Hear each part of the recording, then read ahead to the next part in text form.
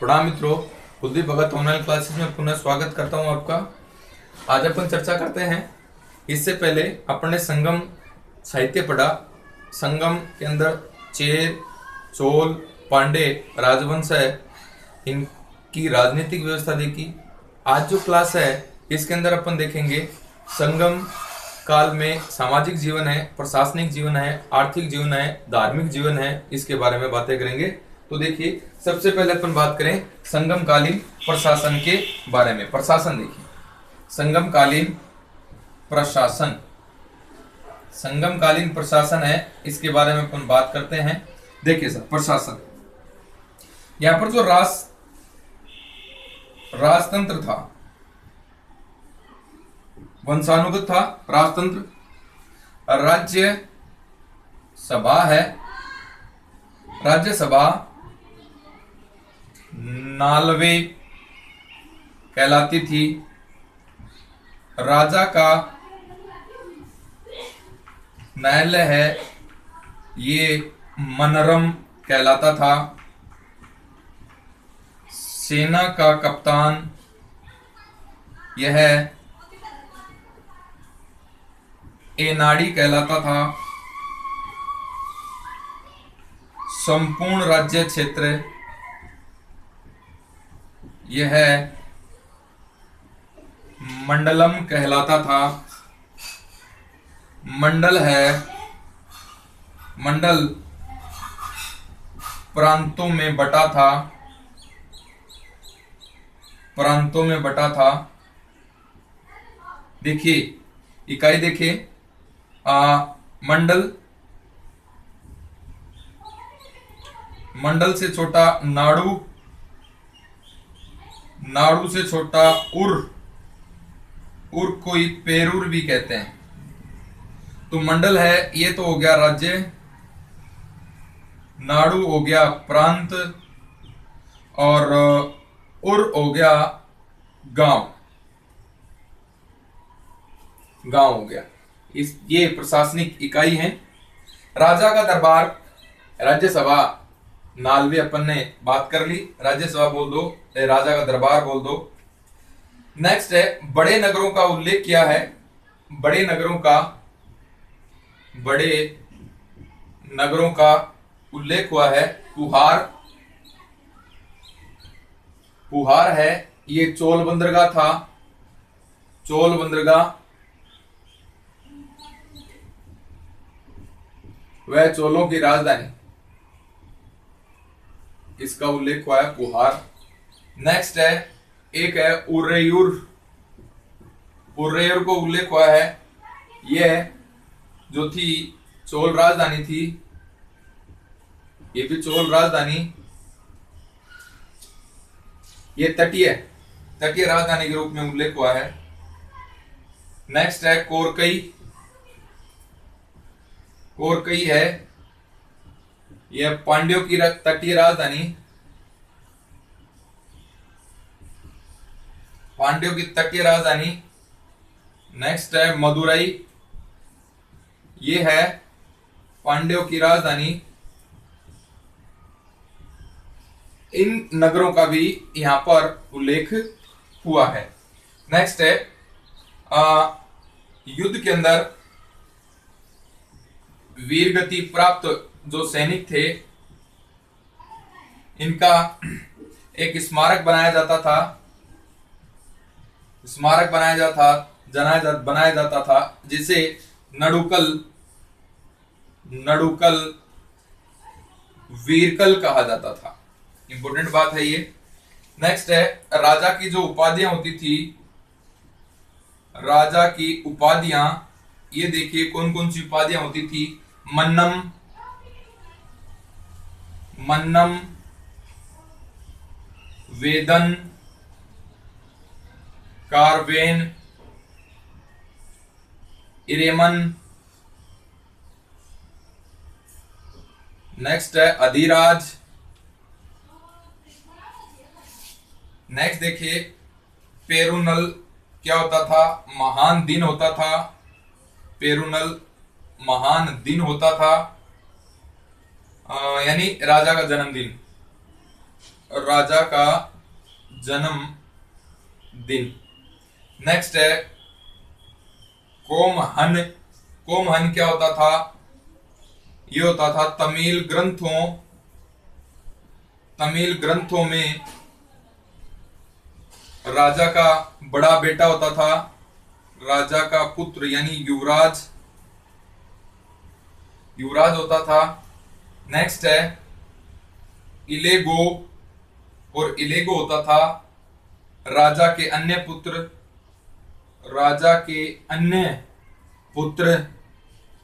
ये राजा के अन्य पुत्र होते थे।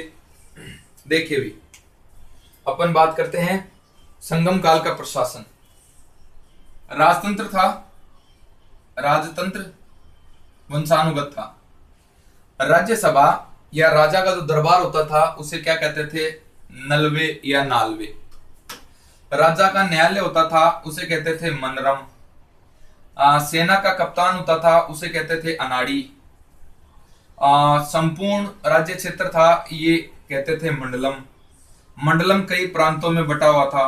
प्रशासनिक इकाई देखें, मंडल था ये नाडु में बटा होता था, नाडु है और या पेरूर में बटा होता था। मंडल है ये राज्य हो गया, नाडु है ये प्रांत हो गया, और या पेरूर है ये गांव हो गया। ये एक इंपॉर्टेंट क्वेश्चन बनता है, ध्यान में रखना है। बड़े नगरों का जिक्र किया गया है। पुहार है, यह चोलों का बंदरगाह था और तटीय राजधानी थी इनकी। उरेयूर है ये चोलों की राजधानी थी। कोरकई है ये पांड्यों की तटीय राजधानी थी, और मदुरई है ये पांड्यों की राजधानी थी। तटीय राजधानी और राजधानी अलग अलग होती थी। तटीय राजधानी है ये तो समुद्र के किनारे प्रमुख व्यापारिक स्थल होता था, और जो वैसे राजधानी होती थी ये नगर के मध्य में होती थी। जो युद्ध के अंदर वीरगति प्राप्त करते थे सैनिक, उनकी मूर्तियां बनाई जाती थी। वो जो स्मारक होता था उसे नडुकल वीरकल कहते थे। नडुकल वीरकल। राजा की उपाधियां हैं कुछ: मन्नम, वेदन, कारवेन, इरेमन, अधिराज। नेक्स्ट है पेरुनल है, ये होता था एक महान दिन, राजा का जन्मदिन। कोमहन होता था युवराज यानी राजा का बड़ा बड़ा बेटा। इलेंगो होते थे राजा के अन्य पुत्र। राजा के अन्य पुत्र इलेंगो कहलाते थे। आगे देखिए, आगे अपन चर्चा करें प्रशासन के अंदर ही।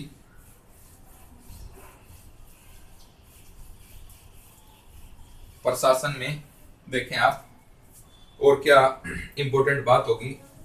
राजा की शक्ति, राजा की जो शक्ति होती थी, राजा की शक्ति है, राजा की शक्ति को नियंत्रित करने के लिए परिषद होती थी, 5 परिषद। 5 परिषद होती थी शक्ति को नियंत्रित करने के लिए राजा की। कौन कौन सी परिषद होती थी? अमायचमान, दूसरी होती थी पुरोहितार, तीसरी होती थी सेनापतियर या सेनापतियार, चौथी होती थी इतार, और 5वीं होती थी ओरार। इमचियार है या अमेचार हैं, अमेचार हैं, ये होते थे मंत्री। नेक्स्ट है पुरोहितार है, ये तो होता था पुरोहित। नेक्स्ट है सेनापति, सेनापतियार होता था सेनापति। नेक्स्ट है ये इतार होता था दूत या राजदूत। उमार होता था, ये होता था गुप्तचर। और रार गुप्तचर होता था, और रार गुप्तचर होता था। आगे देखिए, राजा की आय का मुख्य स्रोत होता था, राज्य आय का मुख्य जो स्रोत होता था ये होता था भूमि कर। कुछ करों के संदर्भ में बात करें तो कुड़मे या करई, ये होता था भूमि कर, जो उपज का 1/6 लिया जाता था। नेक्स्ट है उल्गु या सुंगम, ये होता था सीमा शुल्क, सीमा शुल्क या पथकर। नेक्स्ट है कड़मे या पाड़ू, ये होता था राजा को अदा किया जाने वाला कर, राजा को अदा किया जाने वाला कर। नेक्स्ट है इराकू, इराकू या इरवे, ये था राजा द्वारा बलपूर्वक उपहार के रूप में लिया जाने वाला कर। नेक्स्ट है वारियार, ये है कर वसूलने वाला अधिकारी। नेक्स्ट है पेरूर, ये होते हैं बड़े गांव। नेक्स्ट है सिरेयूर, ये होता था छोटा गांव। नेक्स्ट है उर, ये होता था नगर। नेक्स्ट है मुड्डूर, मुड्डूर होता था पुराना गांव। नेक्स्ट है पट्टिनम, ये होता था तटीय शहर। नेक्स्ट है पेडियल, ये होता था सार्वजनिक स्थान। नेक्स्ट होता है अवे, ये होता है ग्राम सभा है, अवे ग्राम सभा।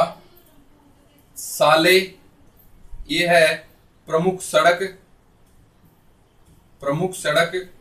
नेक्स्ट है तेरू, ये है प्रमुख गली, प्रमुख गली। ये कुछ इंपोर्टेंट शब्दावलियां हैं जो अपन पढ़ेंगे, ध्यान में रखना है। इंपोर्टेंट शब्दावलियां हैं सब, ये आपकी प्रशासन से संबंधित देखेंगे।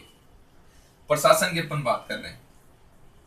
राजा को नियंत्रित करने के लिए 5 परिषद होती थी, इसकी शक्ति को नियंत्रित करने के लिए।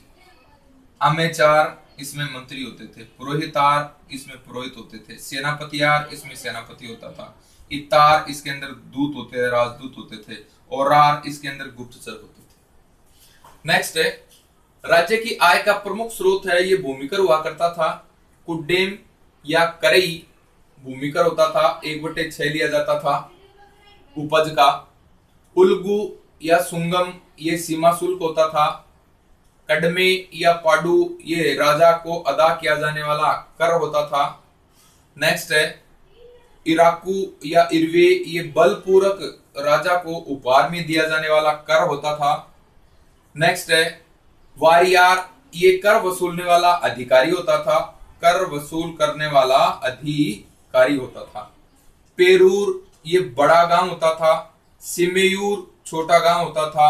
उर, नगर होता था। पोडूर, पुराना गांव होता था। मोडूर, पुराना गांव होता था। पट्टिनम, ये तटीय शहर होता था। पेडियल, सार्वजनिक स्थान होता था। अवे, यह छोटी ग्राम सभा होती थी अवे। साले, ये प्रमुख सड़क होती थी। तेरू, ये प्रमुख गली होती थी। तो ये प्रशासन की कुछ महत्वपूर्ण जो शब्दावलियां हैं, ये देखिए अपन ने, आप इसको ध्यान में रखेंगे, नोट डाउन कर लेंगे। नेक्स्ट आगे देखिए, प्रशासन की प्रमुख बात होगी साहब। प्रशासन की जो प्रमुख बात है ये हो चुकी है प्रशासन। प्रशासन के बाद में सामाजिक व्यवस्था देखेंगे, आपके संगम काल की सामाजिक जीवन। सामाजिक जीवन में देखिए क्या इंपॉर्टेंट बातें हैं सामाजिक जीवन में।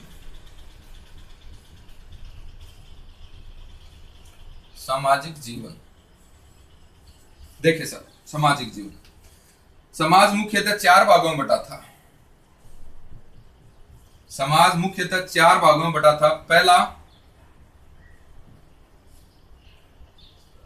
अडनर, अडनर,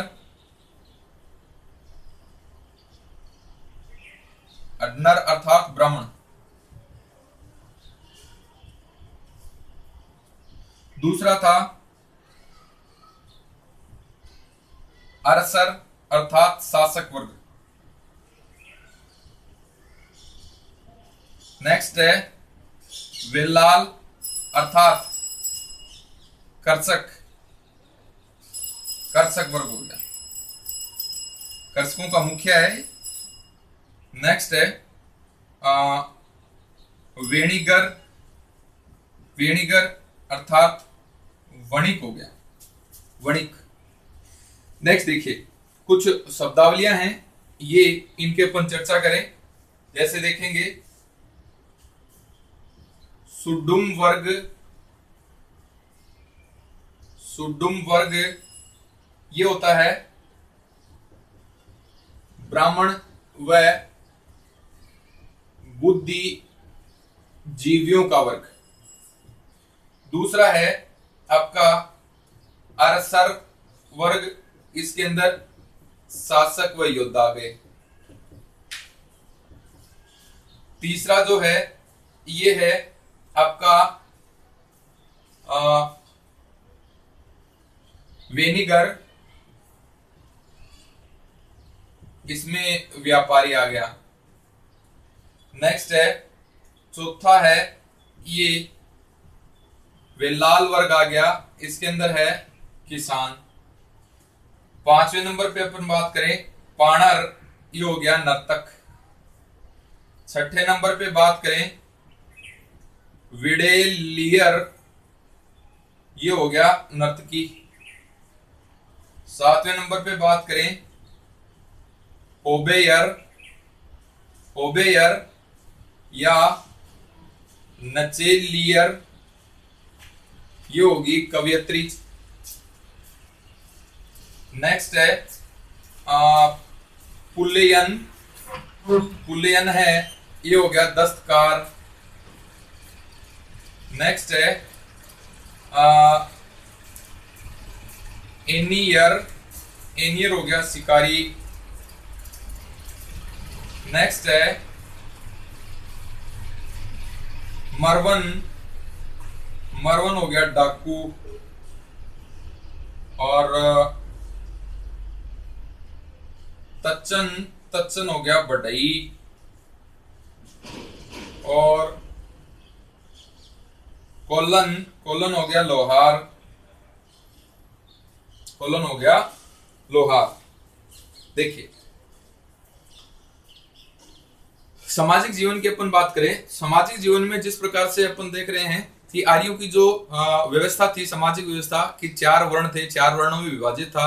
जैसे ब्राह्मण है, उसके बाद में क्षत्रिय हैं, उसके बाद वैश्य है, उसके बाद में शूद्र है। लेकिन दक्षिण भारत में जो संगम काल है, इसके अंदर ऐसी व्यवस्था देखने को नहीं मिलती। यहाँ पर जो है अडनर है, ये क्या होते थे ब्राह्मण, ये उच्च वर्ग होता था। इससे नीचे होता था अरसर यानी शासक वर्ग हो गया। इससे नीचे होता था वेलाल यानी कर्षक मुखिया हो गया। और इसके बाद नीचे होता था वेणीगर यानी वणिक हो गया। यानी इसके अंदर जो सामाजिक व्यवस्था थी, इसमें जो वेणीगर होते थे ये सबसे निचले पायदान पर इनको रखा गया है, व्यापारियों को। अब देखिए सुडुम वर्ग है, ये ब्राह्मण और बुद्धिजीवियों का वर्ग था। अरसर वर्ग है, ये शासक और योद्धाओं का वर्ग था। वेणीगर वर्ग है, ये व्यापारियों का वर्ग था। वेलाल है, किसानों का वर्ग था। पाणर है, ये नर्तक होता था। विडेलियर है, ये नर्तकी होती थी। ओवेशियर ये नचेलियर है, ये कवियत्री होती थी। और पुल्लेन है, ये दस्तकार होता था। एनियर है, ये शिकारी होता था। मरवन है, ये डाकू होता था। तच्चन है, ये बढ़ई होता था। कोल्लन है, ये लोहार होता था। तो ये कुछ सामाजिक आपकी शब्दावलियां हैं, इनको ध्यान में रखना है। यहां से इंपॉर्टेंट क्वेश्चंस हैं वो बनते हैं। आगे देखिए, अब स्त्रियों की दशा देखेंगे। स्त्रियों की दशा जो थी यह सम्मानजनक थी। यहां पर देखिए साहब, स्त्रियों की स्थिति जो है समाज में, स्त्रियों की जो स्थिति थी सम्माननीय थी। स्त्रियों को राज्य सिंहासन पर बैठने का अधिकार था। राज्य सिंहासन पर बैठने का अधिकार था इनको। जैसे एक उदाहरण मिलता है, क्या एग्जाम्पल मिलता है? पांड्य शासक हेराक्लिज, पांड्य शासक हेराक्लिज की पुत्री है। इसने क्या किया था? राज्य किया था, राज किया था। इसने राज किया था। नेक्स्ट है, उच्च सैनिक वर्ग में सती प्रथा का प्रचलन था। उच्च सैनिक वर्ग था, इसके अंदर सती प्रथा का प्रचलन था। नेक्स्ट है, ओवेयर व नचेलियर, ओवेयर व नचेलियर उच्च वर्ग की कवियत्रियां थी। उच्च वर्ग की कवियत्रियां थी, कवियत्री थी। नेक्स्ट देखें, धार्मिक दशा के बारे में अपन बात करेंगे। धार्मिक दशा है, ये देखे साहब, समाज वैदिक धर्म से प्रभावित था। कौन सा धर्म था साहब? वैदिक धर्म था। बहुदेववाद का प्रचलन था, क्योंकि वैदिक धर्म के अंदर बहुदेववाद है। देवता कौन कौन से थे यहाँ पर? मुरुगन नामक देवता का जो है यह उल्लेख हुआ है, और मुरुगन है यह स्कंद कार्तिकेय था। स्कंद कार्तिकेय था। इसे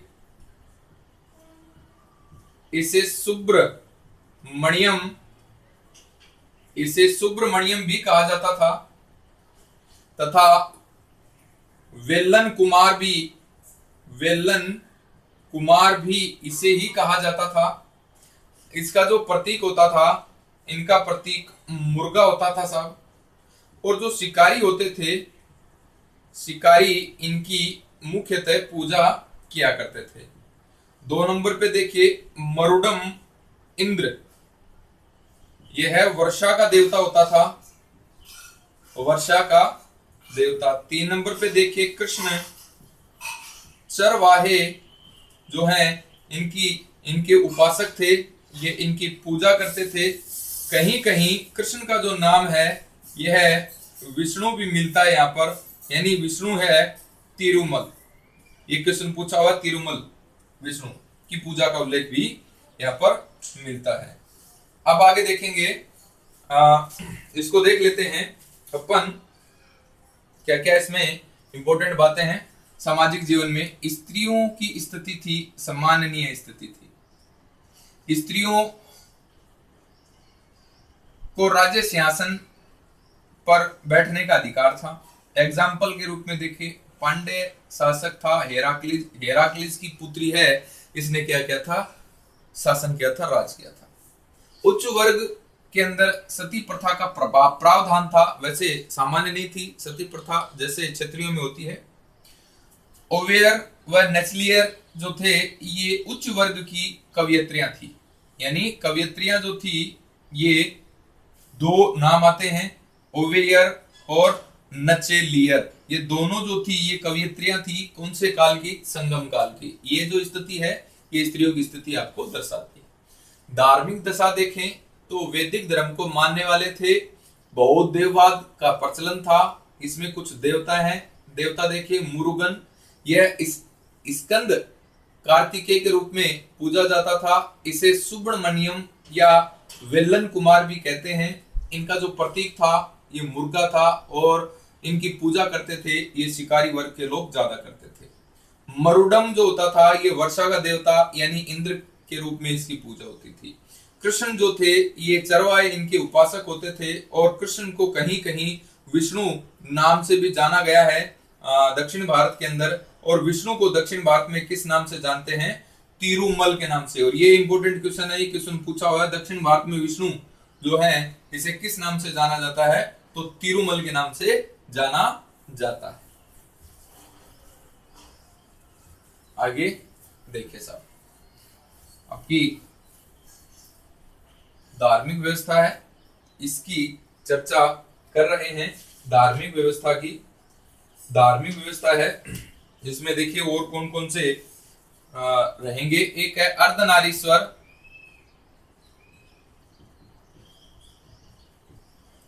अर्धनारीश्वर यानी शिव पार्वती की पूजा, शिव व पार्वती, शिव पार्वती की पूजा। यहां पर एक वक्तव्य आता है, पांड्य राजकुमारी जिसका नाम है मीनाक्षी, पांड्य राजकुमारी मीनाक्षी का विवाह है किसके साथ में कर दिया जाता है, शिव के साथ, ऐसी मान्यता है, शिव के साथ।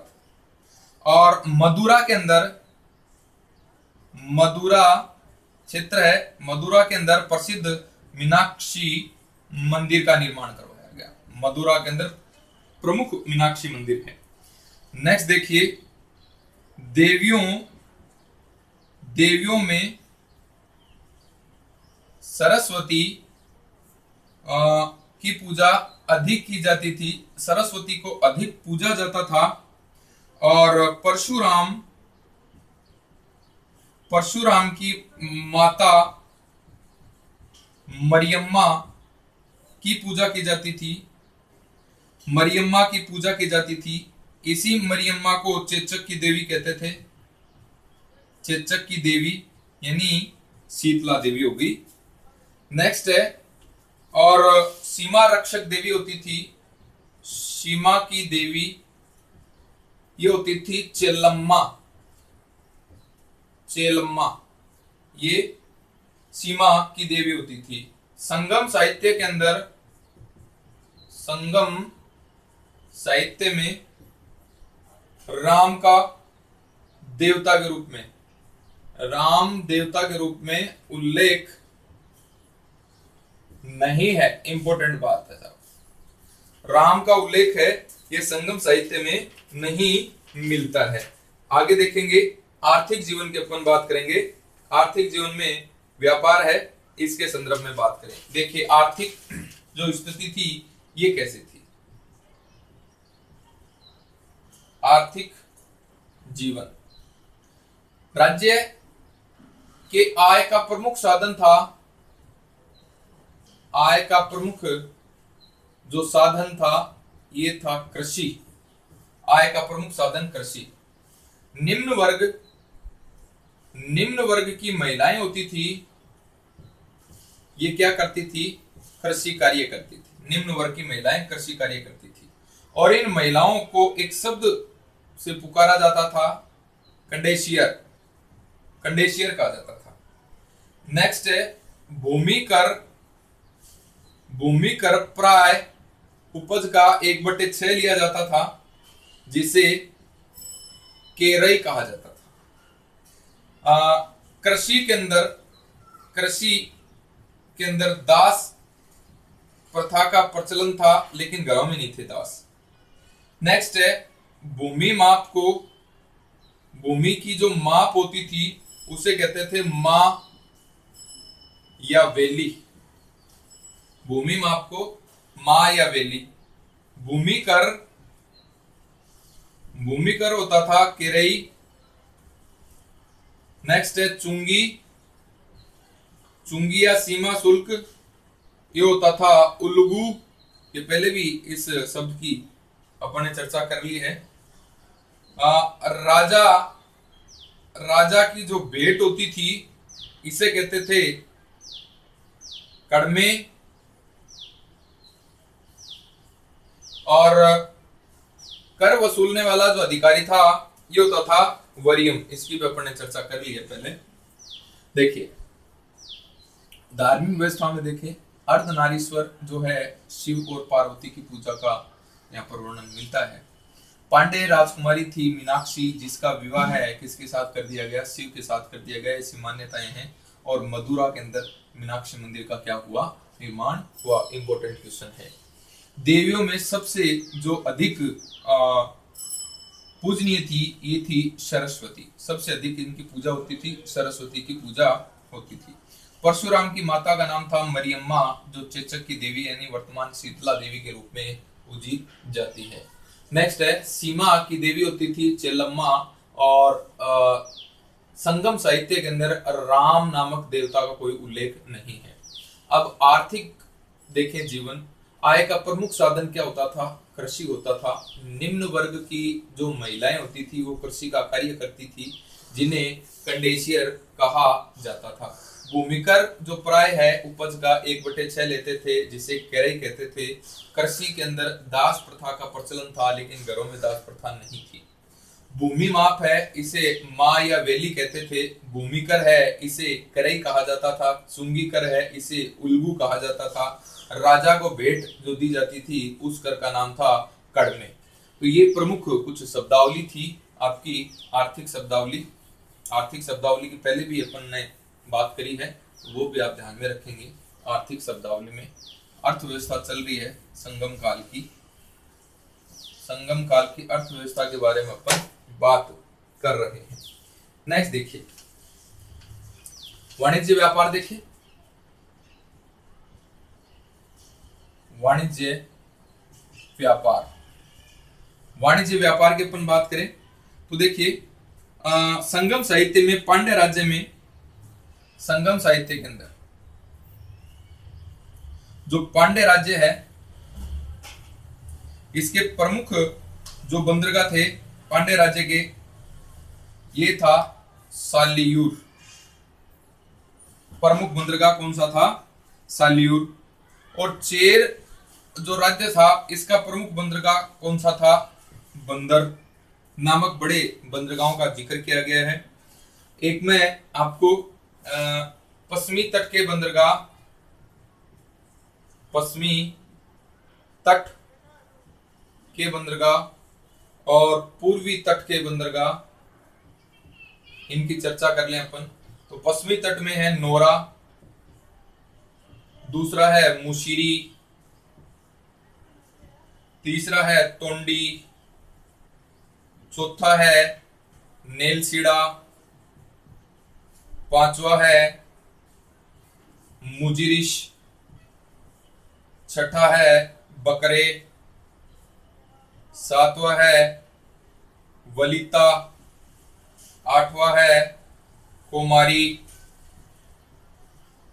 ये कुछ आपके पश्चिमी तट के बंदरगाह हैं।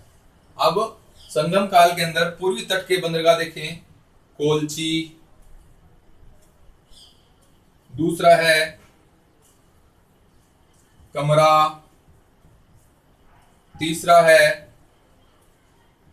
पोडुका या पोडुका, पोडुका, चौथा है मसलिया। अब देखें अपन पांड्य जो राज्य है, पांड्य के प्रमुख बंदरगाह जो है, ये है सालियूर, दूसरा है तोंडी, तीसरा है कोरकई। अब देखें चोलों के प्रमुख बंदरगाह, पुहार, इसे कावरीपट्टनम भी बोल दो।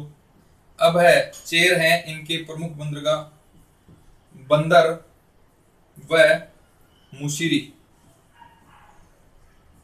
बंदर व मुशीरी जो बंदरगाह हैं। देखिए, व्यापार वाणिज्य की बात करें, पांड्य राज्य की बात करें तो प्रमुख बंदरगाह था सालियूर। चेर राज्य की बात करें, प्रमुख बंदरगाह था बंदर। पश्चिमी तट और पूर्वी तट के बंदरगाह हैं, यहाँ से अच्छा क्वेश्चन बन जाता है। तो देखिए, पश्चिमी तट के बंदरगाह नोरा, मुशीरी, तोंडी, नेलसीड़ा, मुशरीश, मुजरीश, बकरे, वलिता, कोमारी, ये पश्चिमी तट के बंदरगाह थे संगम काल के। पूर्वी तट के बंदरगाह कोलची, कमरा, पोडुका और मसलिया। अब अपन बात करते हैं पांड्य राज्य के बंदरगाह कौन कौन से थे, सालियूर, तोंडी, कोरकई। चोल राज्य के बंदरगाह कौन से थे? पुहार या कावेरी पट्टनम? कावेरी पट्टनम। चेर राज्य के बंदरगाह बंदर व मुशीरी। अगर आप ये भी यहाँ से जो बंदरगाह है यहाँ से भी इंपॉर्टेंट क्वेश्चन बनता है, बहुत बार एग्जामों में पूछा हुआ है। पूर्वी संगमकालीन पूर्वी बंदरगाह, पश्चिमी बंदरगाह और पांडे बंदरगाह, चोल बंदरगाह, चेर बंदरगाह, इनमें से पूछ लिए जाते हैं। 4 बंदरगाहों के नाम देते हैं और निम्न में से कौन सा चेरों का, चोलों का, पांड्यों का बंदरगाह था? तो ये बंदरगाह है, ये आपको इंपॉर्टेंट क्वेश्चन यहाँ पर बनते हैं और इनको याद भी रखना है। तो ये पश्चिमी तट के बंदरगाह, पूर्वी तट के बंदरगाह और पांडे, चोल और चेरों के बंदरगाह। देखिए आगे व्यापार वाणिज्य की बात अपनी चल रही है। आगे देखेंगे मिस्र नाविक हिप्पालस, व्यापार वाणिज्य की बात चल रही है। मिस्र का नाविक है हिप्पालस। मिस्र नाविक हिप्पालस ने मानसून की खोज की थी। मानसून हवाओं के सारे व्यापार की जानकारी दी। मानसून हवाओं के सारे किसकी जानकारी देता है? व्यापार की जानकारी देता है। नेक्स्ट है संगम काल के अंदर मिस्र, रोम और अरब राज्यों के साथ में व्यापार होता था। व्यापार जो है मुख्यतः काली मिर्च, हाथी दांत, रेशम, मोती, मलमल, बहुमूल्य पत्थर, मसाले, शंख आदि का पश्चिमी देशों को निर्यात होता था। ये तो निर्यात होती थी वस्तुएं। अब अपन बात करें इनमें व्यापार का जो वर्णन है, व्यापार का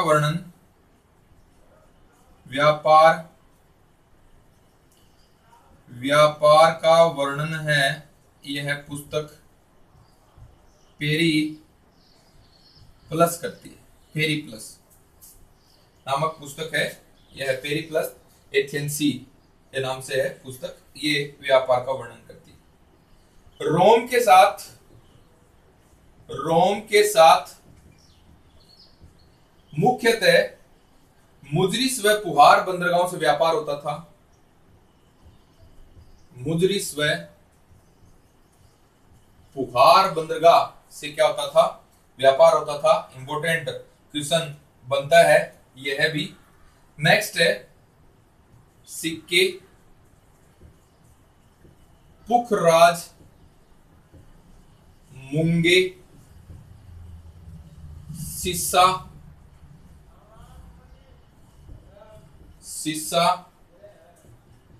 रांगा, तांबा, शराब, घोड़े, सोना आदि का क्या होता था? आयात होता था। आदि का आयात होता था। नेक्स्ट है